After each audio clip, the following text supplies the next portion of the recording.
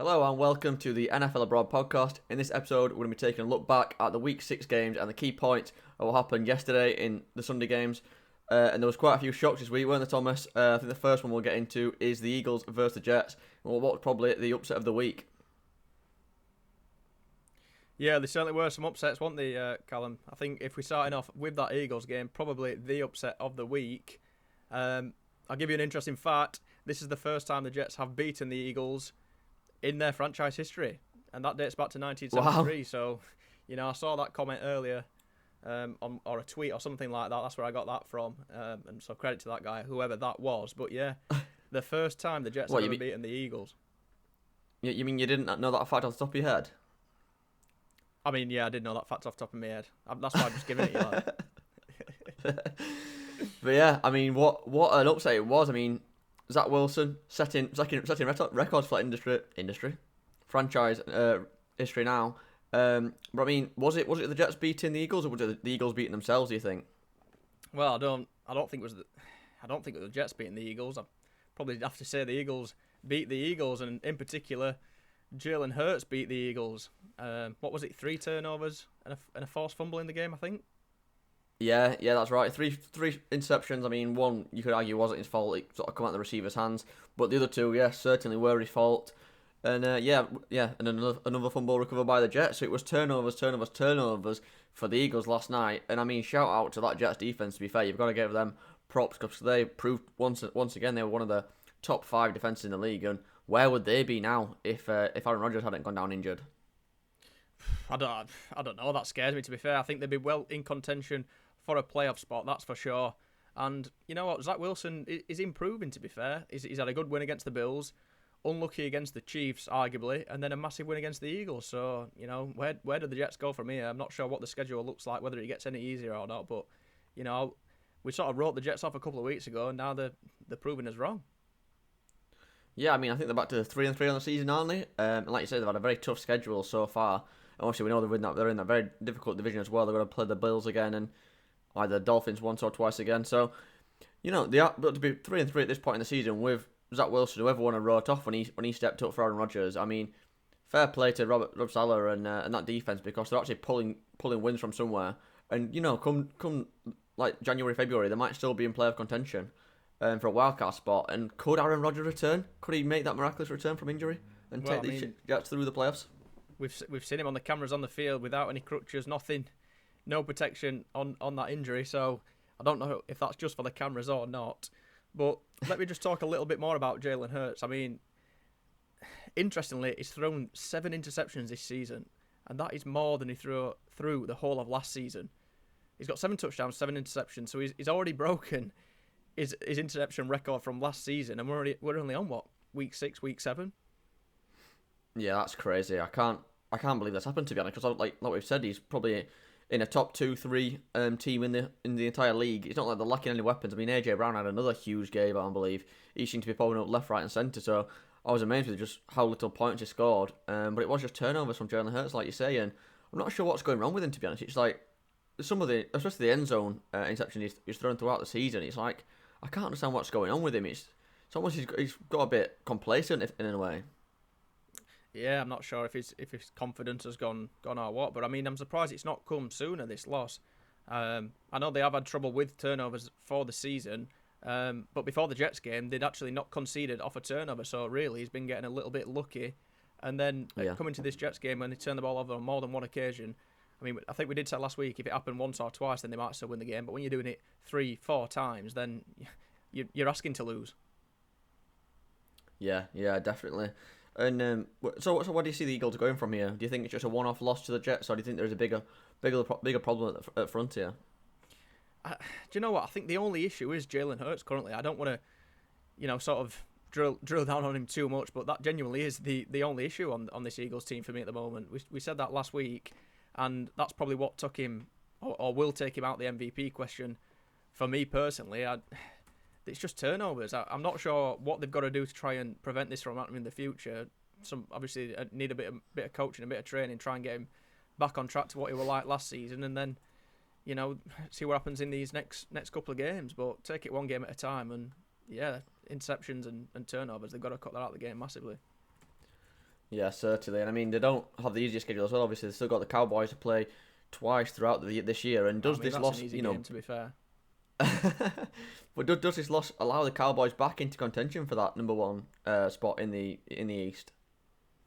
I certainly think it does, to be fair. I mean, they've got the Chargers coming up tonight. Would be interesting to see what happens in that game. That's not an easy game by any means. So, if the Cowboys are looking at trying to get that sort of first or second seed by winning that division, then they're looking at this Chargers game tonight, who are not in brilliant form, and they're looking at this game and it's a must-win. Not that every game is a must-win, but even now that the Eagles have dropped a game, the Cowboys have got to win this game against the Chargers.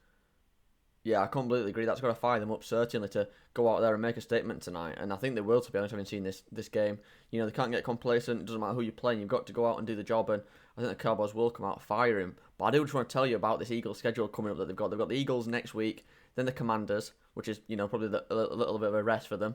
Then the Cowboys, Chiefs, Bills, 49ers, Cowboys, Seahawks. That's the Eagles schedule, did you say? That's the Eagles schedule, yeah. So other than the Commanders, everyone else is on a very, very positive record, you could say. Jeez, yeah, that is a rough old schedule, to be fair. It's got to be up there for one of the worst remaining schedules left.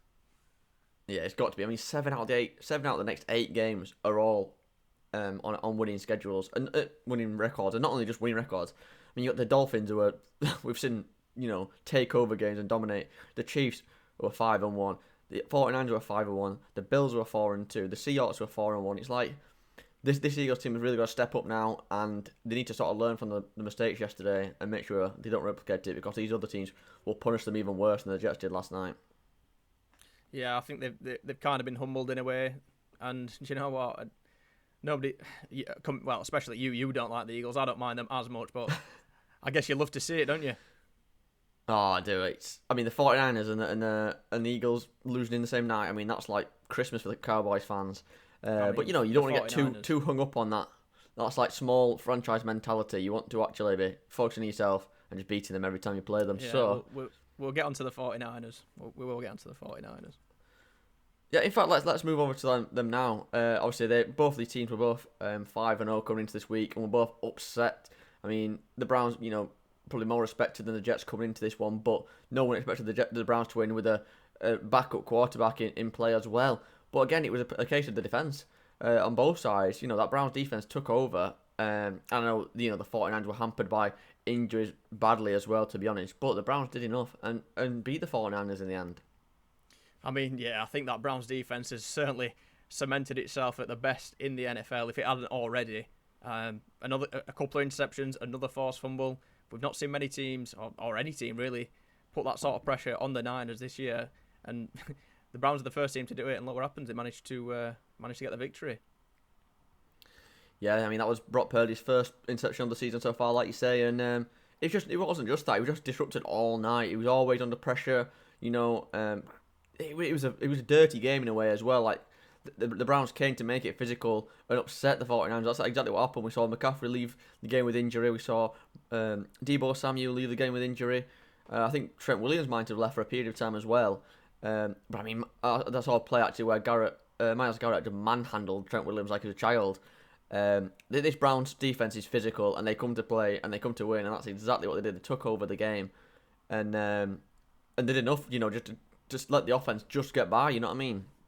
Well, I mean, it's weird because we saw something similar, or we should have saw something similar against the Ravens a couple of weeks ago, but they had Dorian Thompson-Robinson instead of PJ Walker, and they lost the game 27-3. This is another game where the defense has gone absolutely massive, and the offense has managed to do enough to get the job done. Kareem Hunt, he's back in the lineup. He's finally scored his touchdown. He combined for 71 yards. Amari Cooper, another big game. I mean, he's massively underrated for me. And I don't know if would you agree with that he's still massively underrated? Oh, probably the most underrated receiver in the league. I think the Cowboys should have never ever got rid of him. He's a big time player, and he done the business again last night, 108 yards. I mean, he just never seems to fail, does he? No, do you know what? He's so consistent. He always seems to be hitting that sort of 100+ yard games, and he never really gets the credit that you sort of AJ Browns do, for example. He's still hitting good yardage, but he doesn't he doesn't get the recognition, in my opinion. No, it certainly doesn't. I'm looking at these stats now. I just can't actually believe the Browns have won this one. I mean, Philip Walker, the quarterback who played for them last night, 18 of 34, no touchdowns, 2 interceptions. They didn't really have a big run game either. And then, yeah, like we just said, Amari Cooper had a big game, but other than that, there was no one really who lights up the stat sheet. And it just goes to show it's all in the defense for this Browns team at the minute. And now we're going to have to rely on that going forward until Deshaun Watson returns, I think. Yeah, I mean, that's a scary thought, to be fair. When Deshaun Watson returns, they've certainly got to be looking at the playoffs. I mean, this is probably the best that the Browns have looked since I came into the league and started watching them. I think when I first came into the league, they were looking at, what was it, 0-16? And look at this turnaround. Yeah. That's why we love the NFL, because it's just constant surprises and upsets. Nobody expected the Browns with a backup quarterback to beat this Niners team, and they've gone and done it. Yeah, I know. I mean, again, the Browns organisation have been a meme, a joke of a team for the last, since I started watching as well in 2016. And all of a sudden now, all the pieces are finally seem to be coming together, and they're a true force to be reckoned with in the NFL. And you can't really spot a weakness on that team, which is quite a scary thought as well, you know. They've got a decent receiver, decent running back in Kareem Hunt now. And obviously once Deshaun Watson comes back, we know how good he can be at his peak. And then, I mean, even looking further forward into the future as well, next season when Nick Chubb comes back, you know, they are still missing big players, and they're still getting by all right currently. I will just touch on that defense a little bit more. I mean, Myles Garrett extended to 5.5 sacks on the season. He managed another forced fumble. Martin Emerson, he was the first player to pick off Brock Purdy, as you said. That's his first interception this year. And then this guy called Grant Delpit. I mean, I've never heard of him, so I can't say too much. He leads the tackles and assists for the Browns, and I know they've played a game less than everybody else, but he's currently sat 127th overall for the most tackles and assists by a single Browns player. So what does that tell me? That tells me that tackles are coming in all over that Browns defense. It's not just one guy going huge. It's the load is just shared between everyone. It's everybody, you know, putting in and sort of like grinding and gritting away, and it's like a massive team effort to try and get wins, and that's exactly what they did against the Niners. I mean, what a win! Yeah, I mean, when you watch them, like you just said there, you watch the defense, and as soon as the ball's in the air, every player just flies to the ball. They're all like working for each other. They're all playing a part in how good this defense is. It's not one or two big players. It's everyone collectively as a team just surrounding the ball, not allowing anything. And it's an honour to watch. Honestly, they are, in my opinion, definitely the best in the league at the minute. And you know, I think they could be in for a deep playoff run here. If everyone stays healthy on this Browns team and they get the couple of weapons back that they're missing, they could certainly, you know, top their division and go into the playoffs with confidence now and beat the 49ers. I mean, they've certainly got to take a lot of confidence and motivation out of that 49ers game. If they could beat the Niners, they could beat anyone, surely. I mean, I've got Niners best team in the league currently. So, yeah, deep playoff run, potentially. Who knows how far they could go once they get some players back. Yeah, I mean, I'm the same. I still have the 49ers as the best team in the league right now. I mean, I don't think there's too much to be concerned with the 49ers. I mean, we saw players leaving with injury, which, you know, you can probably put down a lot of the loss too. And obviously the fans will be hoping that there's nothing too serious with those injuries. And I think Brock Purdy will learn from this. I think, you know, he sort of needed this humbling game in the regular season, and he'll come back, learn from it, and then obviously as the season progresses, he'll certainly improve and become more wary of these sort of defenses. And into the playoffs, this will be a game he looks back at and thinks, right, I need to learn from my mistakes like that day. Yeah, I mean, interestingly, it happened. I mean, it's a good thing, really, that it happened in the regular season, not in the postseason, because there's no coming back if you lose one of those games. Another interesting fact is that the Niners, they'd actually won 15 regular season games in a row. So the Browns have ripped away those, making it 16 to make a new record. And the record is tied with the 89 season when they had the likes of Joe Montana. So this Niners team, it's phenomenal, to be fair. And I mean, what achievement it is this that the Browns have beat them. I think it's time that we talk about Christian McCaffrey, though, don't you think, Colin? Yeah, I mean, that guy, he's got to be one of the favourites of the MVP candidates because, well, as long as his injury is not too severe and he does not miss too much time. I mean, who in the league is more valuable to a team than Christian McCaffrey is? I mean, the guy is just an absolute joke of a man.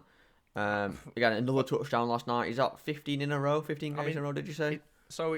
He's scored 15 straight touchdowns in a row, and the team's won 15 games in a row. Does that not tell you everything that you need to know about Christian McCaffrey? Yeah. Well, exactly. And I mean, I remember when he got traded originally, and people were saying that the sort of 49ers overpaid for him a little bit, but he's proved everything and more that he is worth that amount, and he continues to deliver. It's like. It's silly in the passing and the running game. He's just taking over. That's it. He's got everything, hasn't he? I mean, just where can he not? What can he not do? What can this man not do? So he's scored 15 in a row now. And I think that's what puts him in the conversation.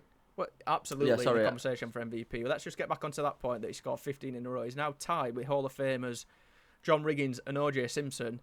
And the Hall of Famers, these guys are no mugs. These guys are serious players in the days. I mean, obviously we never saw them, but they're up there. They've got the records, and now he's tied for the record. So I think if he's available for the next game, I'm not sure they play. I feel like it's the Colts. Vikings, I think. Let me just check that one.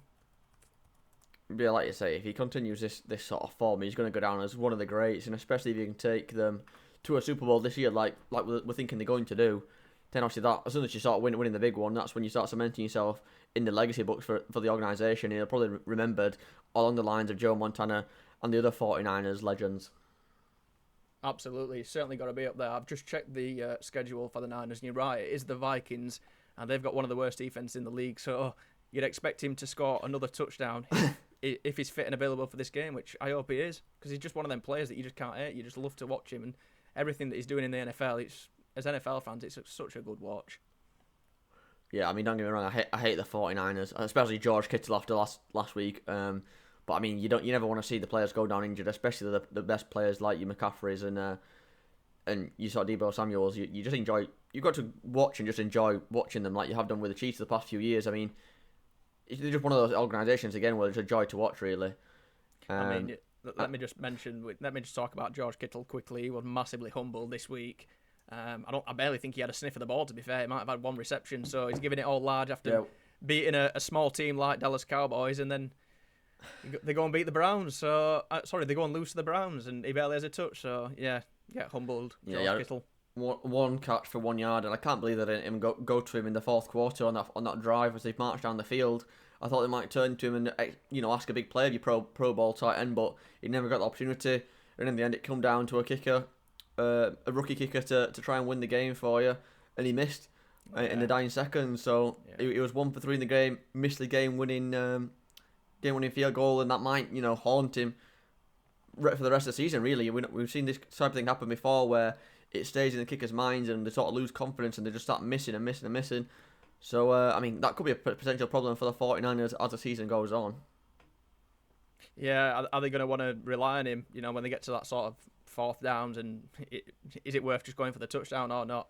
Obviously, Jake Moody missed a couple against the Browns, and there are probably a lot of 49ers fans. There are probably a lot of Moody 49ers fans after seeing that.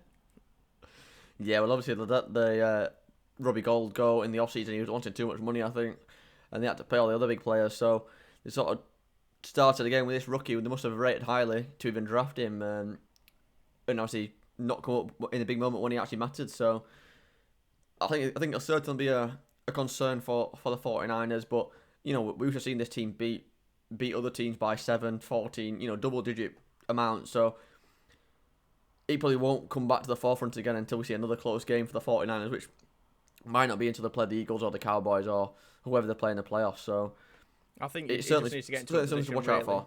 I think he just needs to get into a position really where he's just kicking field goals when it's meaningless. If it's 3 points from a chip shot, for example, just to build that confidence back up, and then when the big pressure situation does come, that in his own mind he's ready to go and hopefully kicks. Well, I mean, not hopefully for us, but for 49ers fans, hopefully kicks it through and walks off with a field goal win. Yeah. Well, so we saw these two teams get upset, 2 5-0 teams, and I thought we were going to see 3 on the day when we saw the Buffalo Bills almost so nearly got beat by the New York Giants on Sunday Night Football. Literally the last play of the game it come down to, and the Giants choked on the goal line. What did you think to that, Minnie? Well, unfortunately I didn't catch the game live, so I've had to watch this one on the highlights, but even that got me sat up in my chair. When I thought it was one of the dullest, boring games ever, all of a sudden the Giants have got a chance to win it in the in the last second. I think there was zero seconds left on the clock when they had a chance, and Tyrod Taylor threw the ball to Darren Waller, and it ends up going straight through his hands. I was like, oh my god, this Giants team. I don't know, this Giants team, they're just creating themselves. If this Giants team are creating themselves their own problems after what we saw just before the half. I don't know if you want to just touch on that. Yeah, well, they could have obviously kicked the 3 points at the half, which obviously, in hindsight, would have won them the game.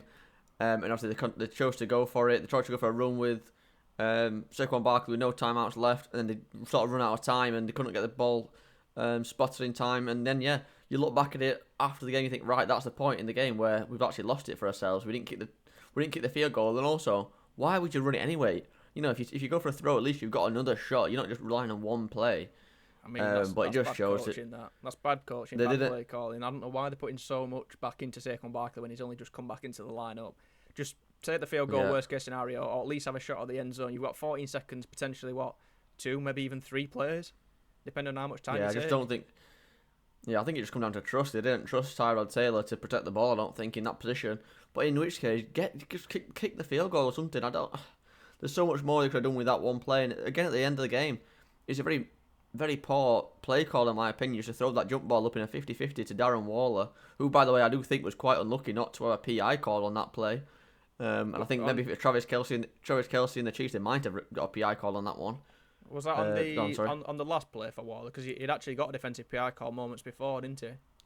Yes, you got the first one, and then I thought the last one, he's getting his jersey pulled, and I thought he was quite unlucky not to have a PI call. And maybe the previous call did come into it. They didn't want to throw 2 flags straight after each other. I don't know. I think that's definitely why. Because I think it was unfortunate. They've thrown the PI flag, the defensive PI flag. They've then got another chance with 0 seconds left on the clock, and then there's another PI shout.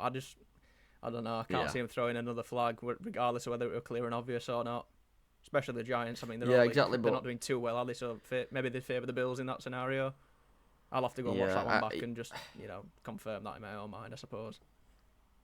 Yeah, but even still, I just don't think it was a great play call from the Giants in that situation. You're throwing a 50-50 ball, and you've got one play to win the game. You go through your playbook and right, which play do we trust the most? And surely it's what it was in that one. You've got Tyrod Taylor who can move with his legs as well. There's just so many more options he could have gone for, but he's literally relying on a 50-50 jump ball pass to win the game, and clearly it didn't work. So again, poor coaching, I believe, for the Giants in that situation. I will say, I think, you go. Right, I will say though, from what we saw with Tyrod Taylor, I think he looked better than Daniel Jones. This was my exact point, which I was about to say then. So that's crazy. Are we thinking on the same wavelength already? But go for it. From what we saw with Tyrod Taylor, I mean, he's not thrown an interception. I mean, that's a good start. In terms of holding the ball and stuff like that, I don't think he would overly holding the ball. I thought he got it out quite well. Just a general better performance for his first game back in against his old team. Bills, they've got a good defense. I know they've got a few injuries, to be fair, but I'd consider starting him for the rest of the season. Yeah, I mean, he's never been an awful quarterback, I don't think. He's been one of those guys where you can put them in and trust that they're not going to do anything terrible. That's pretty much what he showed last night. It's just the organisations want the next big star that can sort of take you Super Bowls and whatever, and they take risks on other players. A bit like they've done on Daniel Jones, and obviously that's not going to work out, I'm pretty sure. But, Tyrod Taylor's never been a poor quarterback, really. And he showed that just last night. He did enough for them to win, almost win the game in the end. But yeah, just come up short. But again, we talk about 3 games now, and it was 3 defensive battles. Completely, all game. I mean, the Bills didn't score a point until the 4th quarter. So it just shows how good that Giants defense was playing. That was definitely a shock. I couldn't believe that when I seen when I saw the highlights earlier. I was like, the Bills haven't scored in 3 quarters against possibly one of the poorest teams, if not the poorest team in the NFL. So what do you think? Do you think the Giants defense stepped up, or do you think the Bills offense just didn't turn up? To be honest, I think it was a bit of both, to be honest. Obviously, we saw Gabe Davis, he fumbled the ball. That was recovered, forced fumble by Bobby Okereke, I think his name is. He had a huge game, to be fair. He forced that fumble and then picked off Josh Allen as well. So, obviously, he had a big game for the defense, but I do think, obviously, part of it does come down to the offense. Maybe they sort of looked past the Giants, I guess, and they just didn't get firing for 3 quarters. And obviously the fourth quarter they turned up, and Stephon Diggs had a decent game. He had 100 yards, and again they just did enough. But I think it was a bit of both, to be honest. A poor offense from the Bills, and the Giants defense is no joke, to be honest. I mean, they've been, I think, performing below their actual level for the majority of the season, but I think last night they showed just how good they can be, and that's something they're going to have to build on. This season's a writ-off already, but I mean, sort of build on that defense going into next season and try and get some weapons on offense, and then you might have a decent team around you. It certainly is, yeah, and they might have a good draft pick. Obviously, they're only sat 1-4 on the season. I don't really see where the wins are going to be coming from, so it'd be an interesting draft for the Giants. I mean, what do they take? Do they look to second new quarterback, or do they explore other options? I mean, for me personally, I think they've got to look at quarterback. And they probably won't finish poor enough to get the number one pick, but there's other good quarterbacks in this draft. Drake May, I know he's projected to go high, so I'm sure they'll be assessing their options throughout the season. And I just don't see the Daniel Jones project working, despite the fact they paid them. I think they'd rather move on early and look at the future. Yeah, I mean, from what we've seen with Tyrod Taylor, in hindsight, I wouldn't have paid the Daniel Jones contract. I'd have probably played Tyrod Taylor for the season. Who knows what's going to happen? It could have been a better season, it could have been worse, but you'd have certainly saved a lot of money and set yourself up for the draft next year. I don't imagine the Giants fans would agree with that, but, well, they might do. Actually, 7 weeks in, they might do. Before the season started, they probably wouldn't have agreed with it, but, yeah, it feels bad to be a Giants fan, I imagine, right now. Yeah, I reckon it does as well, but I guess that can be said for a lot of organisations. But one that's not that is probably Buffalo. They've come out of a tough game with a win. That takes them to 4-2 on the season, I believe. So there's only positive to look at in that regard. But they did have a major negative. We saw an awful neck injury for Damien Harris. He was down on the field for a long time. He got carted off the field in a sort of similar scenario to Damar Hamlin last year. The same what do you call it, first and last name initials as well. But yeah, he was down on the field for a long time. He got straight into the ambulance, into the hospital. So obviously we hope he's okay. But yeah, other than that, it was positive night in the end for Buffalo, and they'll have to carry this sort of momentum into the coming games. Yeah, they certainly will. It was that bounce back win that they sort of needed. It weren't pretty. Maybe still a bit slow and lethargic from travelling back from London. They look similar against the Jags, to be fair. So definitely a bounce back win that they needed, and they got it done. So they march on to next week.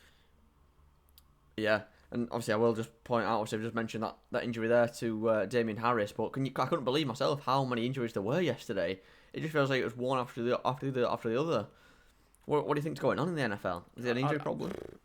I don't know. I don't know if it's because we're looking at more teams nowadays than just the teams that we sort of really followed, but the injuries it's just adding up. It seems ridiculous. I mean, within the past week, we've had Justin Jefferson, we've had Tyreek Hill, we've had Christian McCaffrey, Debo. The list probably goes on, and I mean, we probably don't even know half of the injuries. Yeah, that's right. I mean, it was like every game on Red Zone popping up, and there's a big name going out injured. Like you said, you've just mentioned McCaffrey, Debo Samuel, Justin Fields left and didn't return. Yeah, Trevor Lawrence suffered an injury. Yeah. Tannehill, Garoppolo. I don't really know what's going on this season. I don't know if it's a turf or... I genuinely don't know what it is. Are they asking too much from them? Or is it just the fact that we're following more teams, or every single team in the NFL now, we're noticing it more? Well, I think these injuries have always been here, but I don't know. But this season does seem to be more severe than others. And this is obviously we're just talking right now about this week's injuries. I can't believe I'm saying that. Just how many there is. It feels like a full season's worth. But obviously you look at the Bills as well. They've got countless injuries. Trevon Diggs out for the season. Aaron Rodgers. I mean, I think you are right with the turf. I think that certainly needs to be addressed next season. But we know it probably won't change because the players have been calling for this change for a long, long time. And they're still not yet to take it seriously.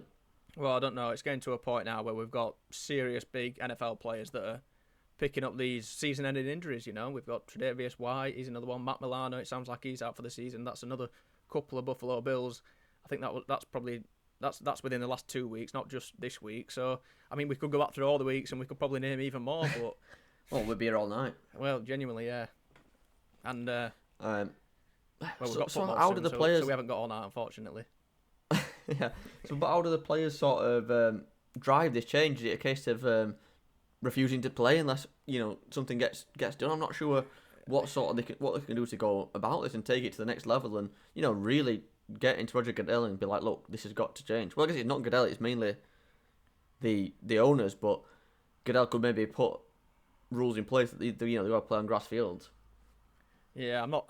Obviously, the players are a big part of it, but the franchises themselves, they've got they've got a responsibility to protect those players, and currently, they don't seem well protected at all with the amount of injuries that we've just talked about. So, something's got to change. But that's all the franchises sort of doing something together and trying to enforce a change within the NFL. Then, if that's going to benefit the players going forward and protecting them more, then I can't see why that's a bad change and why it wouldn't happen.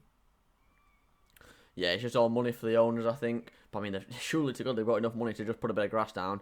When they're paying sort of your quarterback 40, 50 million pounds a year, I'm sure a bit of grass isn't going to break the bank. But despite having all this money, they're still tight with the money. They still want to protect it, and that's really the driving force for these owners, unfortunately.